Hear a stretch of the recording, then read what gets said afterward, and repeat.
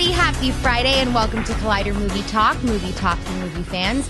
I'm your host, Sinead DeFries, and this is the daily show where we bring you the latest news from the world of movies, plus some insight into what it all means. Joining us this morning is your Collider Movie Talk crew. First up, senior producer John Campia. Well, greetings and salutations, everybody. Welcome to the best damn movie-related show on the planet Earth, coming to you from right here at the Collider Video Studios here in Burbank, California. You know what? I'm sorry. I'm perplexed. I'm mad about something. Hold on a second. Let me tweet about what I'm mad about. Oh.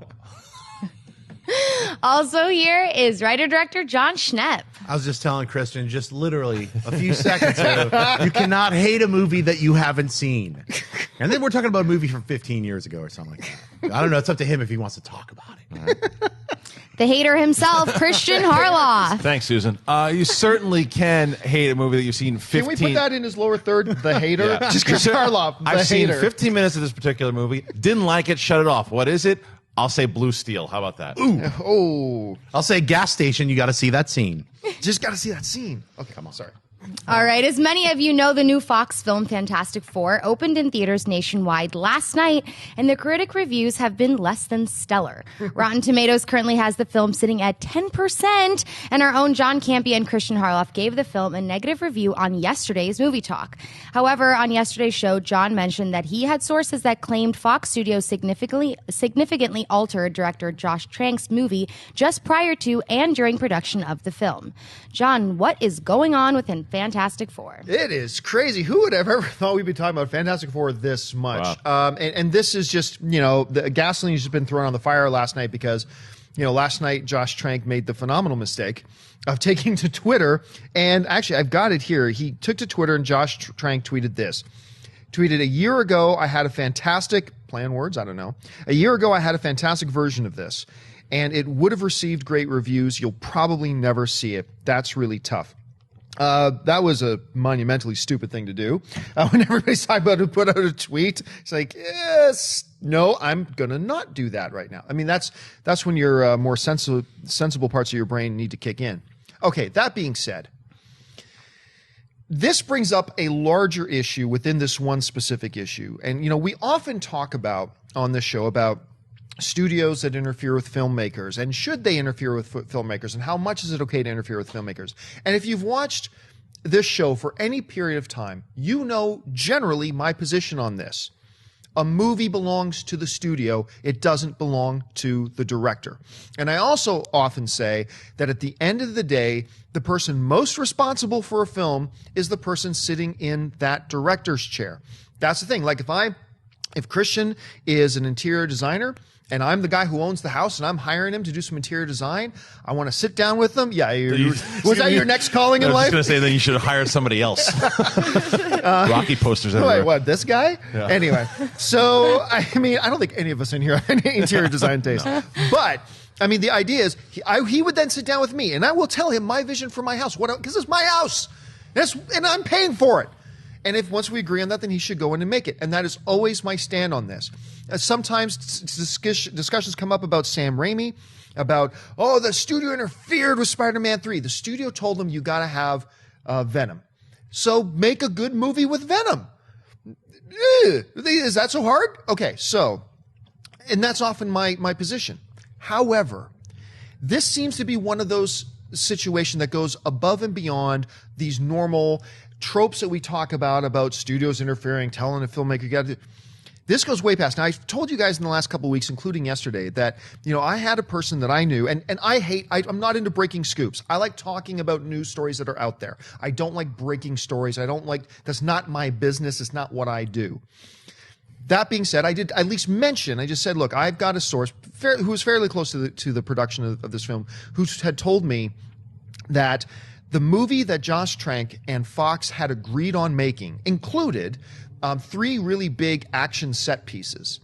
That was all agreed upon. It was a part of the flow of the movie. And a movie is like a puzzle. You have all the pieces in place. You start messing with pieces, suddenly the whole puzzle can look out of whack. And they had agreed on this vision for a film and whatever. And then days before production began, Fox came in and made him pull 3 main action sequences out of the film. I was also told that the ending of the film was not even Josh Trank's. And at some point, all of us have heard the rumors and read the rumors that at some point they hijacked the editing bay from him to the point where the edit of the film was done and made without him. But, I've often been told many things by certain sources that I say, hey guys, don't go to the bank with this because I don't even know if I trust this source. I was told this once, whatever. So I don't like running with things. However, yesterday, both Christian and I spoke with another source. This is a second source that confirmed everything we had heard from my first source, that the studio had come in, taken out big set pieces, taken over the third act of the film, taken over the edit bay of the movie, and essentially put out a film that was not the film that they had originally sat down to make. Now, last night, after my robbery on the Schmodown, with some really weird rules. Anyway, I'll go into that another time. It's Jeopardy. I got one question wrong. It was 10 anyway, It was 9-7. Come on. Anyway, I made some phone calls to some friends of mine, filmmakers who have done business with Fox, and I just ran some of the facts by them that I'd been hearing. I said, does this sound consistent with your experience with the Fox? And they said, you have no idea. And then they proceeded to tell me a lot more stuff. I feel confident enough. I'm the guy who always says, don't take this to the bank. I feel confident enough at this place that I've heard this from enough places, enough reputable places, to tell you this, that the film that we saw in Fantastic Four was not the film they were supposed to make. It was not the film that Josh Trank made. And this is an instance where I'm totally fine with the studio interfering because it's their movie. But just like the interior decorator thing, once we agree on what it should do, then let the interior decorator do his work once we've agreed on what it's supposed to be. If I said, you know what, I just want that chair over there instead of there, that's fine. Don't go in and say, no, instead of blue, I want brown. Instead of couches, I want beanbag chairs. Instead of this, I want this. Because at the end of the day, it's not even what he designed in the first place. At that point, a studio is going way beyond the line and crossing a lot of creative things. Look, you agreed on a movie. You had a vision together. Now let the filmmaker do his thing once you start the wheels in motion. This is an instance where Fox way overstepped their boundaries. And I'm not about to make Fox the big villain here. Fox has done a lot of really good things and a lot of really smart things. But I think this one isolated incident, you catch me on a bad day, you're going to catch me doing something stupid. We all do. We all have bad days. I think this is a Fox bad day. This is one situation where Fox is completely wrong. They butchered this movie. And this one time, I will say is their fault. And that's really unfortunate. Anyway, guys, you guys have all been reading and hearing the stuff I've heard about too. Christian, let's start with you. Your thoughts on this whole Fantastic Four fiasco. Let's start with the tweet. I agree with you. It shouldn't have been tweeted out at all. No, that was dumb. No, it was not a smart move, and it was almost kind of similar to what I thought Joss Whedon did when all this stuff was going on. It's like, let it eventually, as it's now happening, it's coming out there, and it will eventually come out. Let other people fight your battles for you at this point, because just stay back, do your thing. I think that, and he deleted the tweet, so he probably knew, oops, maybe I shouldn't have sent that out there. Yeah. But let's start with the tweet, first of all, of the things that were in the tweet and whether or not I believe them. And the answer is yes, I do, because I go back to Wolverine Origins, and I go back to thinking about Gavin Hood, who did that movie and also did a movie called Satsi, which I really enjoyed. And I don't believe that would have been the version that we would have wanted to see if Gavin had been given a little more free reign. And I think that Fox maybe bullied him into it. And I think that might have been the case here with Josh Trank, because to me, when I look from everything that we heard with the problems on this set, I was expecting to go into this movie expecting a full-on disaster from start to finish. I didn't get that. I personally didn't feel that. I thought the beginning of the movie was strong. I thought it was choppy. I thought it was weird. Sometimes I thought that we're developing a scene and then it just kind of goes quick into the edit out of it. And I thought maybe that's kind of what you're talking about here. Yeah. And maybe Fox going in there thinking that they have a better edit to where you should let your director make his characters, develop his stories, because he did that well in Chronicle. So maybe that was the case. Then, from what you're saying with your original source here, I really believe that last act was changed completely, because it's a different movie. Almost going back to what you said with Straight Outta Compton, how you felt F. Gary Gray took off. Took a siesta at the third It certainly act. feels like directed Josh Trank has no presence in the movie at the end of it, because the movie, there were similarities to what I liked in Chronicle, minus the sloppy editing in the beginning. Mm-hmm. And they're completely gone by the third act. Now, that being said, I also don't want to just say that we don't know everything that happened behind the scenes. There's all those rumors about the house and the crazy stuff. Who knows what really happened there? Right. Anything could have happened. Fox has their side of the story. I'm sure Josh has his side of the story. but clearly something's going on, because the reason why he sent this tweet before the movie came out. Yeah. We don't even, it's still tracking like 45, 50 million, could do okay. He's basically apologizing for this movie. And what happened? It's not, Michael Bay wouldn't do that, because even if it made all this money, he would say, still made He'd be money. like, F y'all, I'm swimming in my pool of money. Yeah, that's what he would have done. This is clearly a guy who doesn't like the vision of this film. Even if it goes and makes $70 million this weekend, he still has said that. So he didn't, because if it makes a lot of money, then I wonder if someone from Fox is going, well, you know what? He said he didn't make it. And he probably still at this point would say, no, that's not my movie. The guy seems to be an artist, a vision, but I still think, shh. Yeah, don't talk anymore. Don't speak. Just, and the funny thing too is that the source that reached out to us yesterday, she mentioned several things too, several more things, really crazy things.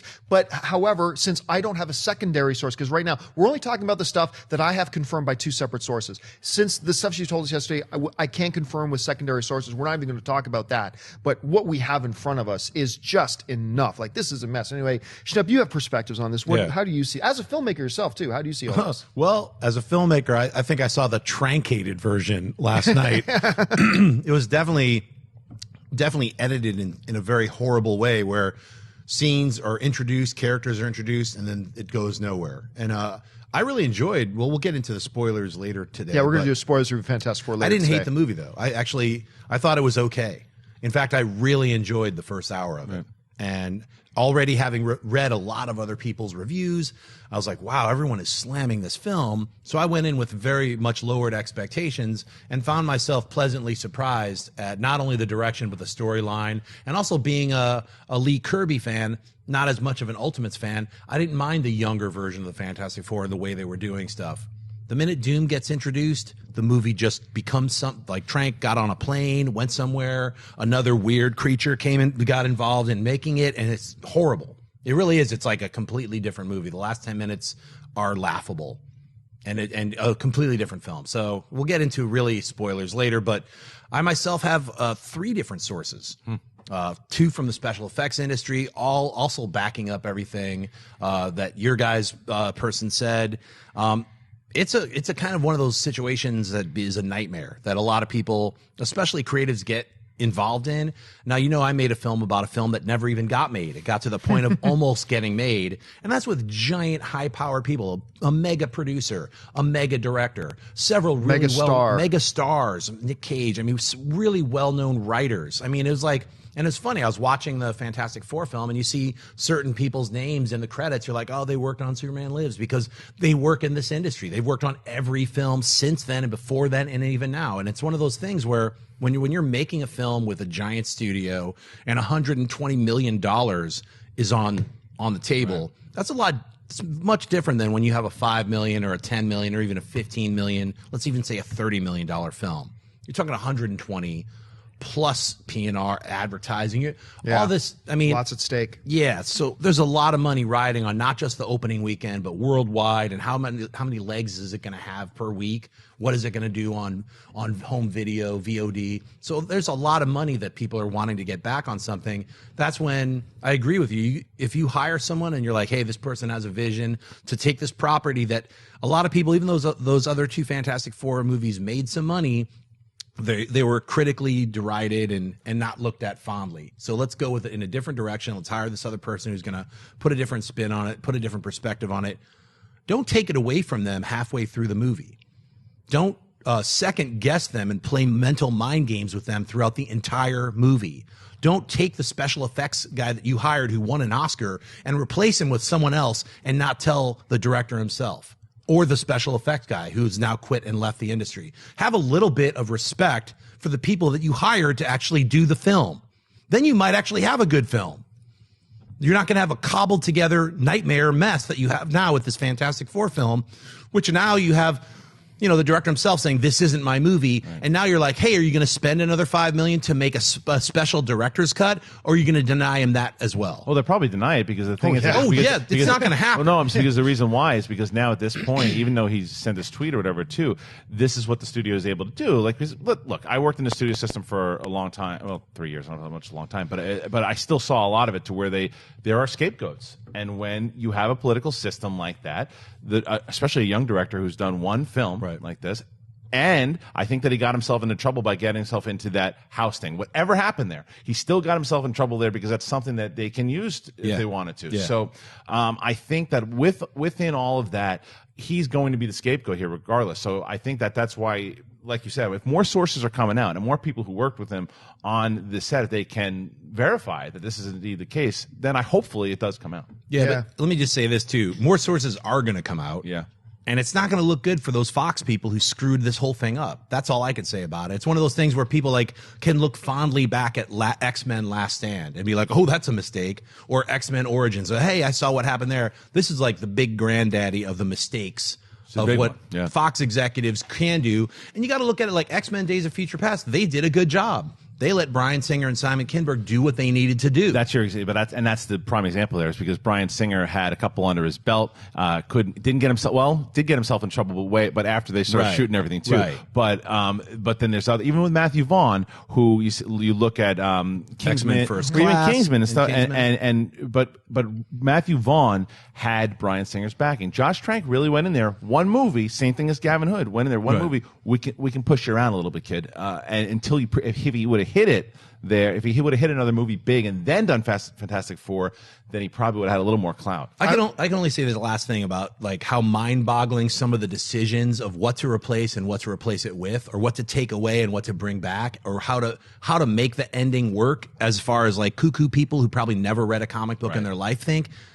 It's mind-boggling. If you see the Fantastic Four, it's worth seeing. Just to actually see how much of a movie changes, like the last 20 minutes, you're like, what am I watching? What is this? So we'll get into it with spoilers, but yeah, it's pretty crazy. And I want to reemphasize this. We mentioned this at the beginning, but I think I really do want to reemphasize this. I don't think any of us at the table are saying it's not the studio's job just to say, to let filmmakers come to them and have the filmmaker say, I have a vision for a movie, and then it's the studio's job. Okay, fine, and just cut them a $200 million check. No, it's got to be it's got to be the studio's movie. It's their movie. They're paying for. I get it. It's just that once you bring on somebody and you agree on a vision and say, yes, this is the movie we're going to make, then let them make the movie. If you want to tell, Joss Whedon, no, you can't have the Wasp, you have to use Black Widow instead. Tell them that in advance. That's fine. If you want to tell them, look, you have to have Venom in this movie, fine, if you tell them that in advance. But once you set that up, let them do their thing. Right. And I don't think we've heard the last of this. Oh, no way. And you know what? Again, I'm not trying to paint Fox's villains here. I think they do a lot of really good things. I have a lot of respect for Fox. They've put out some great stuff. I love what they did with X-Men Days of Future Past. I love what they're doing with Deadpool. But apes. Yes, apes, Deadpool. Yeah, it's like, I like what we're seeing from Agent 47 so far. I think it's all great. Yeah. But I think this is one bad day. But I think the best thing for the studio to do at this point is say, hey, yeah, we own it. We dropped the ball on this one, but look at all the other balls we're catching for touchdowns. Because it's true. They're knocking it out of the park in a lot of ways. But once again, I don't think we've heard the end of this. All right, let's move on to the next topic. Speaking of Fox, the studio is moving full speed ahead with their new Channing Tatum-led film, Gambit. According to reports, the main female character in the new film will be Bella Donna Boudreau, a mutant once married to Gambit in an arranged Assassin's Guild marriage. The three actresses up for the role are reported to be Blue is the Warmest Color star Leah Seydoux, Mission Impossible Rogue Nation star Rebecca Ferguson, and Abby Lee, who recently appeared in Mad Max Fury Road. Christian, do you like any of these names to play Bella Donna Boudreau in Gambit? I like all three of the names, but there's only one that I'm going for, and that's Rebecca Ferguson. She, out of all three, I love all three of them, but out of all three, she fits the bill perfectly. I mean, you've seen Mission Impossible Rogue Nation. There's one particular scene at the very end that they could have given to Tom Cruise, but they gave to her, and she pulls it off magnificently. She's great. I think we were talking about it during our review of it as well, too, and I said I would not be surprised if she's rumored for a superhero movie soon. There she is. Use her, please. Use her in something. She was in Hercules, forgettable in that one, but that's that whole movie. But this, I want to see her do this role because I think that this is right up her alley. I think there is only one name on this list, and that's Lisa Seydoux. I think she's the one you go with here. I love Rebecca Ferguson in Mission Impossible Road. I thought she was fantastic, and I totally agree. I can totally see her in some things. But to me, when you watch Blue is the Warmest Color and you see this girl and you think, what? Put her now into something more action-oriented, put her against a Cajun and all that kind of stuff. I actually think she would crush this. I think this is a question of fit, and I think she is the best fit for this. I would love to see her. But they announced Rebecca Ferguson. You ain't going to hear me complaining. Same with me. Yeah, the only reason I would agree with Lisa Seydoux, but I just think she's too young because she's supposed to have been in a relationship with Gambit for years before this and been assassins with Depending him. on how they played out Right. in the movie. You're right. I mean, I don't know how much deep they're going to get into the nerd sweat. So it depends. Maybe they just met or whatever. But I'd go with Ferguson simply because of the impression she left on me from seeing Mission Impossible. She could pull off those action scenes. She's got a lot of personality. She delivers her lines perfectly. She's a great actress. I don't know how many stunts she did herself, but she kicked ass majorly in that film. I could see her jumping all around with Gambit. Maybe she's going to throw some aces. Who knows? I'd go with her. All right, folks, we've reached that part of the show now for buy or sell. Here's how this works. In front of her, Sinead's got a few other items in the world of movie news. She's going to run them down. And those of us at the table are simply going to say whether we buy it or sell it. So, Sinead, what do we got? According to a report on Tracking Board, New Line Cinemas is developing another reboot of the iconic Freddy Krueger film, Nightmare on Elm Street. It's also being reported that Orphan and Walking Dead writer David Leslie Johnson will pen the script for the new project. Elm Street was already rebooted once in 2010 with Jackie Earle Haley playing Freddy, but the film met with horrible critic and fan reviews. Schnepp, do you buy or sell New Line rebooting Nightmare on Elm Street again? I totally rebuy it. That's a film that I saw. No, they already rebooted it once. So, that's a film that I saw as a little kid, and it's in the theater, the original Nightmare on Elm Street, and it scared me so much. I had nightmares for weeks and weeks and weeks, and I was lucky enough to have two high school gals with me, and I was the one who wanted to leave. I was like, I can't take this. It literally scared me. You watch it now, it's a little clumsy with the special effects, and everyone's, it doesn't work, whatever. It worked at the time when it came out, it scared millions and millions of people. The reboot, not so much. I just think they went the wrong route. Well, you know why? Why? The reason the reboot didn't work, because they had this great original vision, and not a lot of people know that Sinead DeFries starred in the Nightmare on Elm Street reboot, and then this New Line stepped in, they screwed up, they re-edited it. Tell everybody about your big, massive role in Nightmare on Elm Street. Where can people find you in that film? It was in the beginning of that movie. I played a friend. I didn't wear shoes. We're not kidding, by the way. She is an extra in the movie. Did Freddie steal your shoes? People. I watched. I first they cut a scene out of the beginning of the movie, and originally, so the first time I did extra work on it, he was supposed to. The guy Dean is supposed to fall through the roof. Freddie kills him in his sleep at his party. He falls asleep at his high school party, and he falls through the roof. And I got to watch this amazing stunt scene. They dropped him basically from a roof, and it was Twilight guy, what's his name, Kellen Lutz. Kellen Lutz. His stunt guy comes in and he basically falls and crashes. They could only do it one time, crashed through all this glass. I was like, this movie's gonna be awesome. They cut that out, and then the rest of the movie was terrible. So they cut the scene that you're in. No, I did some more little work, but that was a really good one. So you probably can't even see me. So basically, look for Schnepp and Ferris Bueller. Look for the Sinead DeFries cut of. Yes. That's right. Nightmare on Elm Street I want 2010. at least 5 still frames of Sinead in the background, what's happening? With no shoes. Yeah, No shoes. Shoeless Sinead. So do I buy this? Yes, I actually do buy it. So I'd like to see them do Nightmare on Elm Street. I'd say, why not get a female Freddy Krueger? What would you call her? What? Frida? Erica Krueger. Frida Krueger? Yeah, Frida Krueger. What do you think? I'm gonna sell it, and that it could change once because I do like the writer very much. I actually did like Orphan. I thought Orphan. I mean, it could have been for what that reveal was. Could have been extremely silly, and I wound up enjoying it. And I'm not the biggest horror guy, but it just makes you go again. We're gonna try this. It's like the original was the original, and Robert Englund was one of a kind. And one of the reasons I thought that the remake or the reboot failed was that Freddy was funny back in the day, right? And he had personality, and he was just this kind of creepy killer, and it blended in with any other creepy killer. It wasn't Freddy. Yeah. So if you can, and it's hard to do that, and because there's another balance. Now, if you try, we're going to give him a little more humor, and then the next thing you got Steve Carell jumping around as Freddy Krueger, then we're in trouble. So as of right now, I'm skeptical But that's not to say there's not a version out there, like you always say with what's your Freddie the Dancing Microphone or whatever? Felipe. Felipe. Like with the right team, it could work. But right now, I'm going to sell it. I'm going to sell it, but with an asterisk beside it. Look, Nightmare on Elm Street is a beloved franchise. You can go back to the well in this and revisit it again, but you do got to nail Freddy, and that's one thing they didn't do. Jackie Earle Haley is awesome, Great actor. but that wasn't Freddy. I mean, they didn't give him a Freddy character to work with. The reason I'm going to sell it is because I think it's too soon. I really think, give it 5 more years. Spider-Man says, ha ha. Yeah, I know. But honestly, I think for this, give him 5 more years. Wait till 2020 and then revisit the classic again.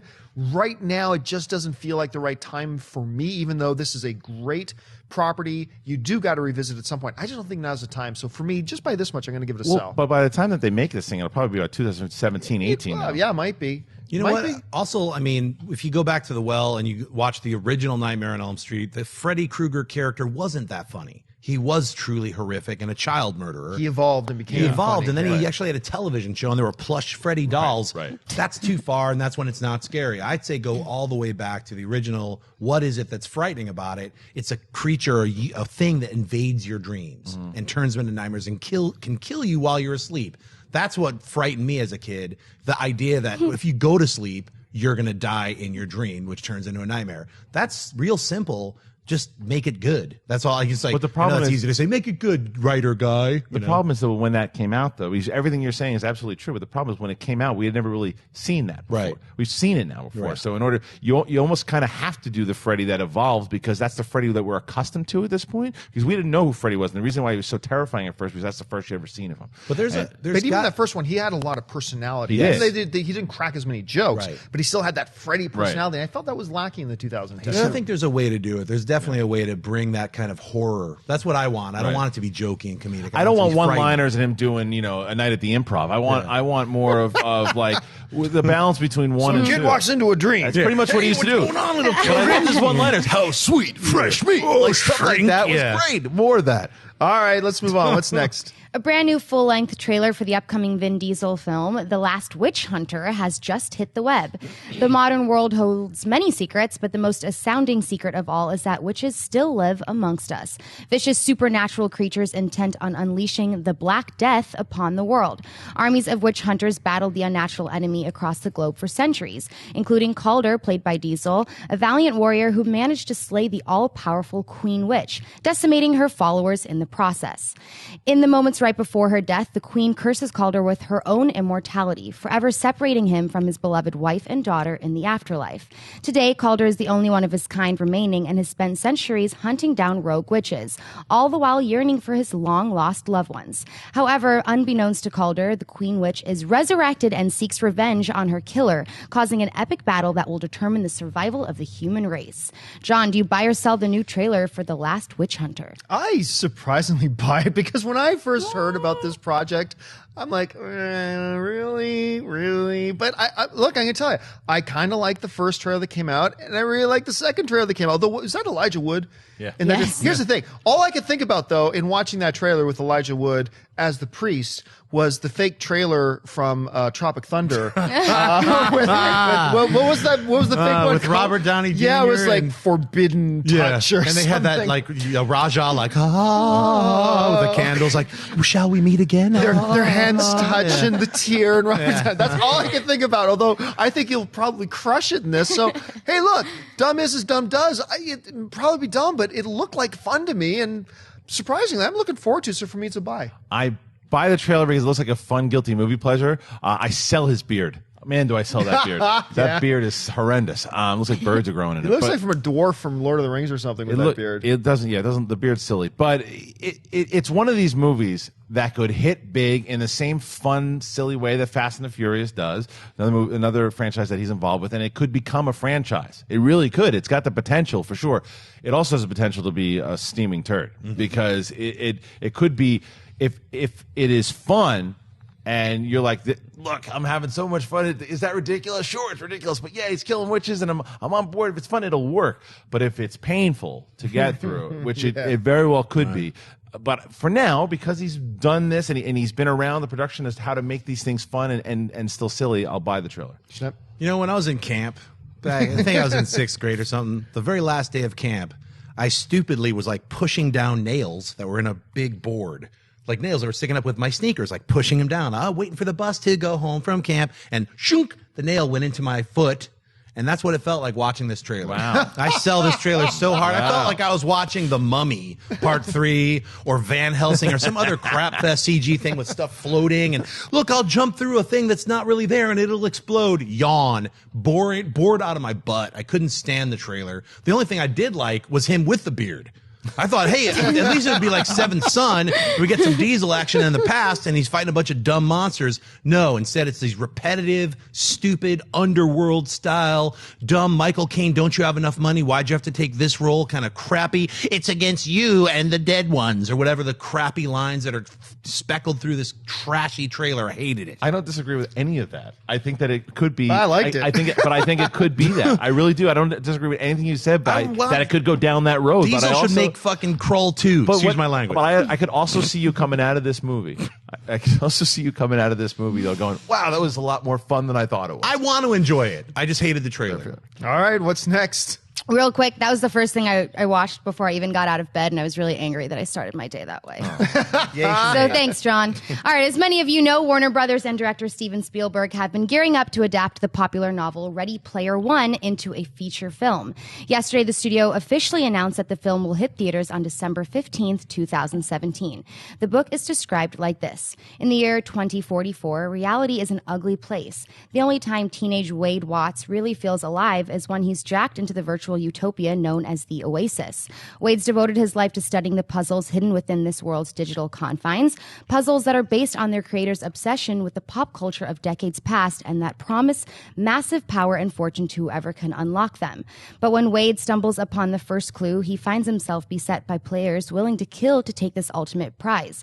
The race is on, and if Wade's going to survive, he'll have to win and confront the real world he's always been so desperate to escape. Christian, do you buy or sell Ready Player One and a Christmas season release? Big buy, because I think that Warner Bros. Is getting ahead of the curve here, and they're looking, because once Star Wars comes out this December, all the studios are going to start because it's going to break records in December. You're going to have the first, for sure, $100 million opening in December, and then the studios are going to go, oh, wait a minute, because you've got all these Marvel and DC movies crowding the summer season.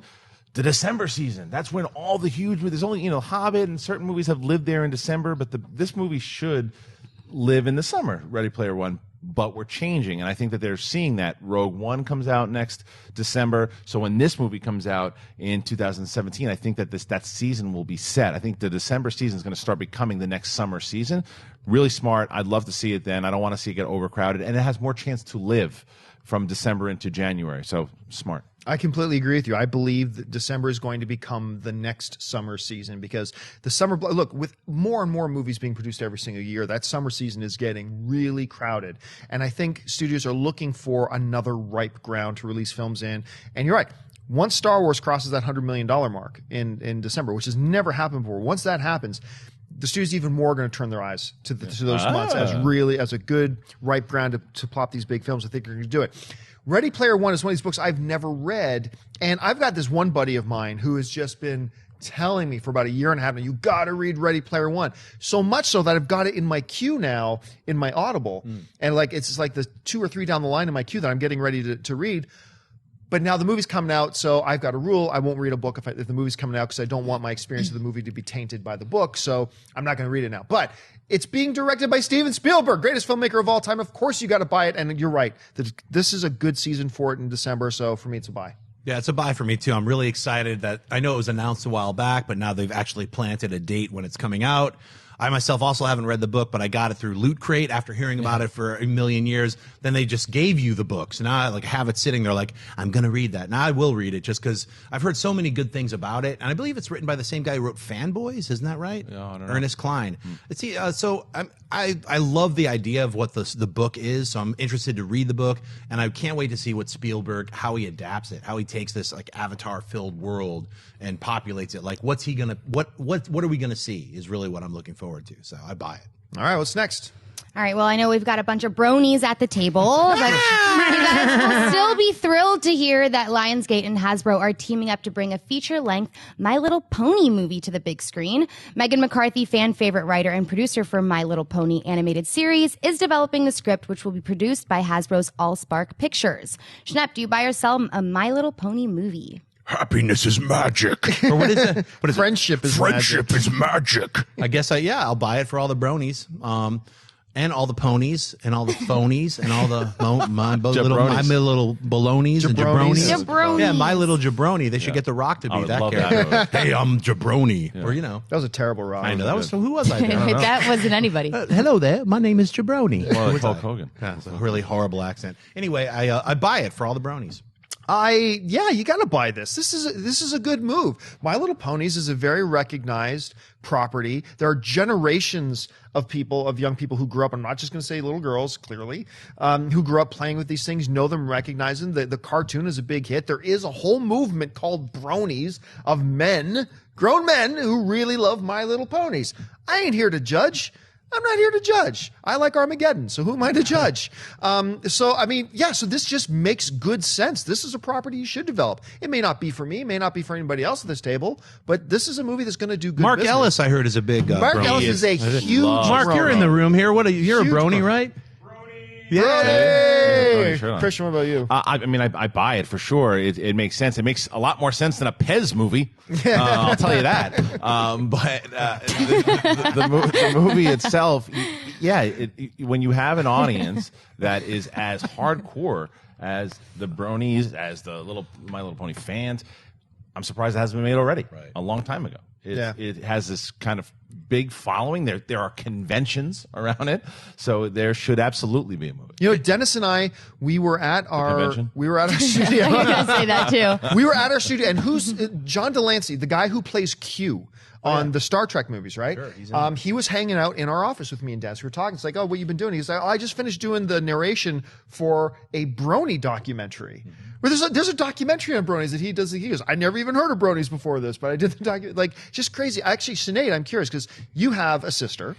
Do you have more than one sister? I think you just have the one sister. No, just one sister, one brother. Did either of you guys grow up playing with My Little Ponies or knowing it at all? Or No. is it? See, it's not as widespread. I mean, as, I'm pretty sure it's an American thing, though, right? I don't know. it Maybe. it was in Canada too. My I know daughter my loves sisters. My sisters played with it But a lot. I mean, I used to babysit a lot, and I remember going over to houses, and every single house I went to had all the little ones, and they're all different colors and stuff like that. But I mean, I was telling you guys, my roommate before this. Those were actually narcotics. My roommate before this, I mean, he's a grown adult. He's in his 30s, and I kid you not, he's got hundreds and hundreds and hundreds of My Little Ponies, and they're in these bins, and he keeps them in his closet, and he takes them all out, and he Combs their hair, literally or what is he literally will take them out and look at them, and he keeps this collection. He's very serious about his My Little Pony collection. The movement is real, ladies and Do gentlemen. they have butt tattoos, or are those like henna They tattoos? do. They. Or what I mean, is they're that? not butt. They're kind of like on Upper your hip. thigh. On Upper your hip. thigh. They're classy. They're classy. Okay. They're classy. Not like, My Little Pony tramp stamps. I mean, Yeah. yeah. Okay. All right, folks, listen. We reached that part of the show for a game we play every week here on Fridays called Box Office Prediction, brought to you by our friends at AMC Theaters. It's a simple game. Those of us at the table, we are going to try to predict the top 5 spots in order that the box office will hold come Monday morning. Just wanted to point out that last week, one guy at this table got them all 5 for 5. Thank you. Oh. And, Where's that soundbite? but I'm- Ray's soundbite. Yeah, good for you. All right, so we're going to see. I will not repeat this week. So, Schnepp, let's start with you. Which order you want to go? You want to start at 1? You want to start at 5? I'm going to go number 1. I'm going to say Fantastic Four is going to come in at number 1. I'm going to say it's going to come in at a little over 40 grand or 40 million. 40 grand. 40 grand. You're going to see a lot more tweets come out. $400. Now, you don't have to give a number value. You don't have to Okay. give a dollar value. But All you right. can if you want. I'll say Fantastic Four number 1, Mission Impossible number 2. I will go with Ant-Man number 3, Shaun of the Sheep number 4, and Ricky and the Flash number 5. All right, I'm going to go a little bit different from you. I'm sorry. Wait, let me take out Ricky and the Flash because It's not just movies that are opening; it's movies that are still playing. Yeah, well, what's so gonna I'm be going to top say five? number 5 will be Minions. Okay, I'm going to go a little bit different from you. I'm going to say number 1 will be Fantastic Four. I think it will, despite everything that's going on, I think it's going to come number 1 at the box office. Number 2 will be Mission Impossible Rogue Nation. We'll have a strong second weekend. Number 3 will be Shaun the Sheep. Will come in number 3. Do not underestimate a kids movie being out there right now. And Minions is already in its like 4th week, so the families probably look for something new to go to. At number 4, I think will be Ricky and the Flash. And at number 5, overtaking Vacation, I believe will be Ant-Man will come in at number 5, and Vacation will be dumped out. So Fantastic Four, Mission Impossible Rogue Nation, Shaun the Sheep, Ricky and the Flash, Ant-Man. All right. Okay, I got Fantastic Four. We're all in agreement on that at number 1. Number 2, I have Mission Impossible as well. Number 3, I actually have The Gift. I think The Gift is going to do better than people think. I think that'll probably be number 3. 4, I have Shaun of the Sheep. If Ashley was Shaun the Sheep, and then I was going to put Ricky and the Flash at 5, but I'm going to take that out and put Ant-Man. So I have Fantastic Four, Mission Impossible, The Gift, Shaun the Sheep, and then Ant-Man. All right, there you go. Those are our predictions, and we've gone overtime, so that'll be it for this installment of Collider Movie Talk. Guys, thank you so much for joining us. Listen, don't forget, lots of great films playing at AMC Theaters right now. Head on over to www.amctheaters.com for all of your theater, showtime, and, of course, your movie ticket information. If you want an audio-only edition of this episode, just look on your favorite podcast app for Collider Video, and you will find our podcasts on there. And don't forget, most importantly, subscribe to this YouTube channel. Keep up to date with all the videos we've got going on here on Collider Video, including a little bit later today, we've got a special spoilers review of Fantastic Four. I want to thank the people sitting at the table with me. First of all, sitting over here, Mr. John Schnepp. Schnepp, where can people find you online? You guys are going to find me at Twitter and Instagram at John Schnepp and at TDOSLWH. You're also going to find me in Australia, Doof Warrior, son. I'm going to be there all next week. Come see me in Sydney at the Hayden Orpheum. We're screening my film, The Death of Superman Lives, What Happened. You can come meet me. We're going to bring a bunch of posters and Blu-rays and DVDs. We'll be there all week. We're going to go to a bunch of comic book stores and basically sweat it out in Sydney. And you can find out more about it by going to www.tdoslwh.com. I'll see all you Aussies later. And sitting over here, Mr. Christian Harloff. Christian, where can people find you? Well, you can find me on Twitter at Christian Harloff, Instagram the same, and then every Thursday doing Collider Jedi Council with John Campy and Mark Ellis. Make sure if you didn't watch yesterday's episode, it's up right now. It's really fun. We talked about, is Kylo Ren going to be a Sith Lord in the new movie? Go check that out and submit your questions, Collider Jedi Council. And, of course, our lovely host today, star of the 2010 Nightmare on Elm Street, Miss Sinead DeFries. Sinead, where can people find you online? I'm on Twitter and Instagram at Sinead DeFries and at that'ssosinead.com. And you can find me on all the various social media networks on Facebook or on Twitter, simply at John Brony. That'll do it for us, guys. Thank you so much for joining us in today's episode. So for Collider Video, until next time, bye-bye. Happiness is magic. Friendship.